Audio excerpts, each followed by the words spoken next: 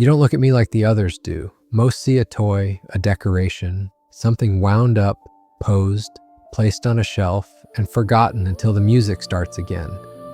But you're looking at me like I'm still someone. Who are you? I am Jesus. And I see you not as an object, but as a soul who has been waiting a very long time to be heard. That word feels heavier than it should. I've stood still for years, smiling, stiff, silent, while time moved around me. Children grew older, rooms changed, seasons passed. I stayed the same. Do you know what it's like to be loved only when you're useful, admired when you perform, and ignored when the music stops? Yes. I know what it is to be celebrated one moment and forgotten the next. I know what it is to be welcomed for what you offer, not for who you are. Being still does not mean you are empty, and silence does not mean you have nothing to say. They wound me up and expect perfection, straight posture, bright smile, no complaint, no fatigue. I was made to stand guard, to protect, to endure.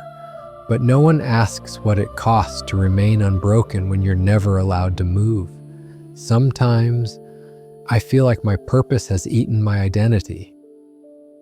Duty without tenderness can hollow the heart. You were faithful longer than anyone noticed, and faithfulness, when unseen, often feels like abandonment. But being useful is not the same as being valued. That's the part that hurts. I don't remember when I stopped hoping to be more than a role. I was transformed once, from something living into something wooden. Everyone calls it magic, but no one asks what it feels like to lose your voice, your warmth, your ability to reach out, and still be expected to smile. Transformation is not always gentle. Some changes are survivals disguised as miracles. You did not lose your worth when your form changed. You lost the freedom to express your pain. And that pain has been waiting patiently inside you ever since. I thought if I endured long enough, someone would notice, that they'd see the cracks beneath the paint, that they'd realize the smile was carved, not chosen. But they clap when I stand tall and turn away when I'm still. So I learned to endure quietly. Endurance without being seen is one of the loneliest forms of suffering. You were strong in silence, but you were never meant to be alone in it. Even strength needs rest. Even guardians need someone to guard them. You speak like you understand waiting, like you know what it is to hold your purpose without fulfillment, to be frozen between what you were and what you might become. I do. I know what it is to carry a destiny that unfolds slowly. I know what it is to love deeply while remaining unseen. And I know what it is to be broken and still choose gentleness. Then tell me something, Jesus.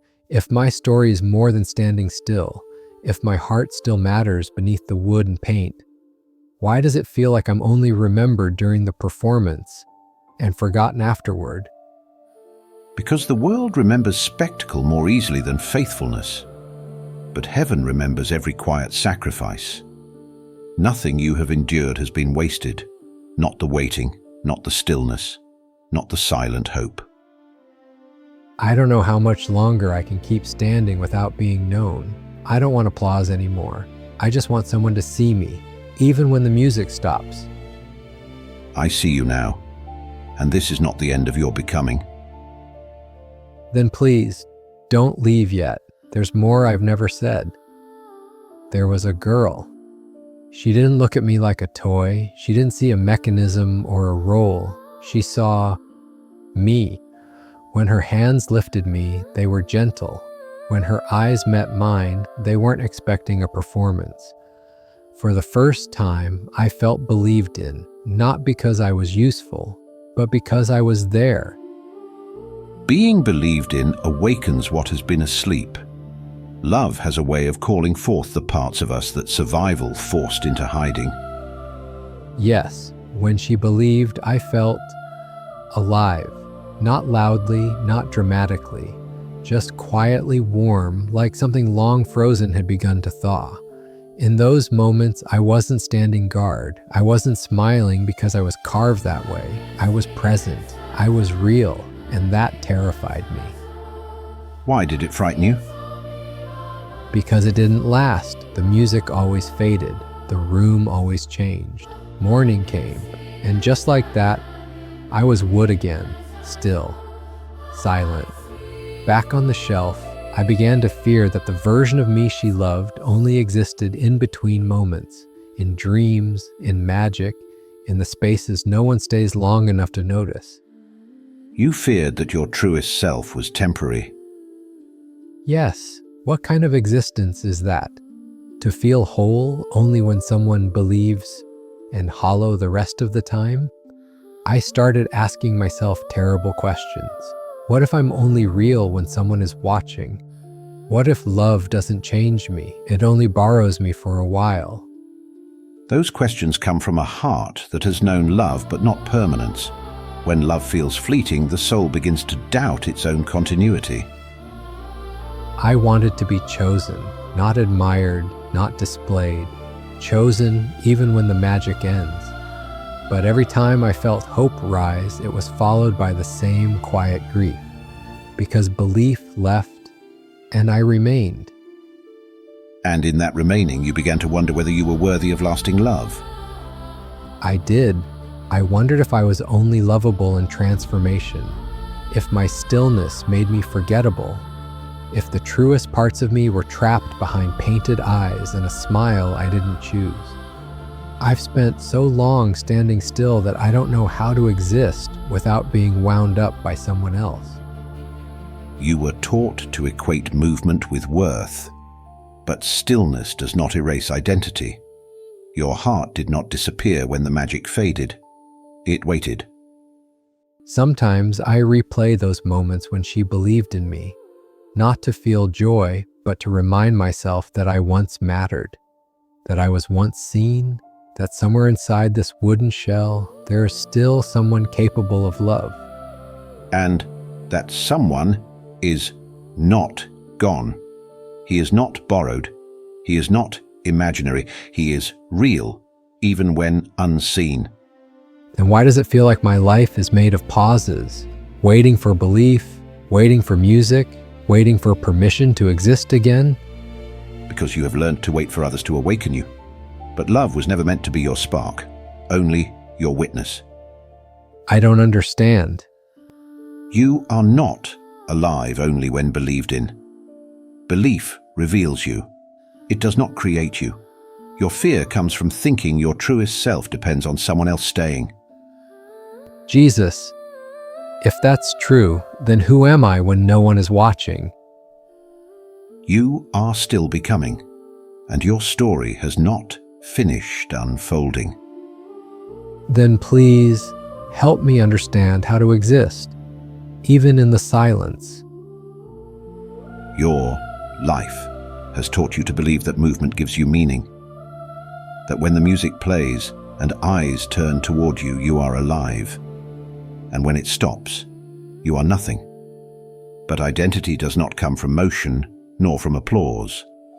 You were someone before you were ever admired, and you remain someone even when the room grows quiet. It's hard to believe that. Stillness feels like erasure. When nothing happens, I feel myself fading, like dust settling on a forgotten shelf. If I'm not performing, not protecting, not standing tall, what proof is there that I still exist? You ask for proof because you were taught that existence must be earned. But love that must be earned is not love.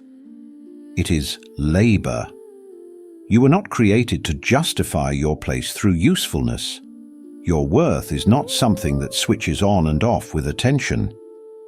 Then why does my heart only feel real when someone sees me? When she believed in me, I felt warmth. When the music ended, the warmth vanished. It felt like love left the room and took me with it. The warmth did not vanish. It simply no longer had a mirror. You mistook reflection for source. The love you felt was not created by her gaze, it was revealed by it. She saw what was already there. So you're saying I don't disappear when no one is watching, that the part of me that loved still loves, even in silence? Yes. Silence does not erase love. It tests whether you believe it endures. Music ends so that what remains can be discovered. That sounds beautiful, but when the room is quiet, all I hear is the echo of waiting. Waiting to be chosen again, waiting to feel alive again, waiting for proof that I wasn't just a moment. You were never a moment. Moments pass. Souls do not. Your waiting has not been empty, it has been formative. Stillness shaped you into someone who listens deeply, feels carefully, and loves without demand. These are not the traits of something temporary. I don't know how to live without waiting. Waiting has been my posture for so long. It feels like my nature. If I stop waiting for someone to believe in me, what am I supposed to do with myself? You begin by believing that you are allowed to exist without being activated. You let yourself be present without expectation. You learn that love does not vanish when it is not being expressed. It rests. Rest? I don't think I've ever rested. Even when I'm still, I'm braced, prepared, ready to be needed again. Rest is not the absence of purpose. It is the assurance that purpose has not left you. You do not need to remain rigid to remain valuable, and you do not need to be needed to be loved. That frightens me. If love doesn't depend on performance, then all these years I spent proving myself, they feel unnecessary. They were not unnecessary. They were survival. But survival is not the same as identity. You did what you had to do to endure. Now, you are being invited to live. Live. I don't know what that looks like for someone like me, a guardian who learned how to stand, but never how to rest, a soul that learned how to wait, but never how to remain. Remaining is the beginning of living. And love that remains when the music ends is the kind of love that transforms quietly. Then stay with me in the quiet, just for a while longer. I want to learn how to exist without disappearing. I am here, and we are not finished. Jesus, there's something I haven't said yet. I'm afraid that if I stop standing tall, if I stop being what I was made to be, she will stop loving me. That the love I felt only exists when I'm moving, guarding, becoming something more than still. What if her belief was never in me, but in the magic version of me? That fear is born when love has been confused with performance. You learn to believe that affection must be earned again and again, that if you stop offering something extraordinary, you will be set aside. But love that disappears when you rest was never love meant to last. I don't know how to separate the two. When she looked at me, I felt alive.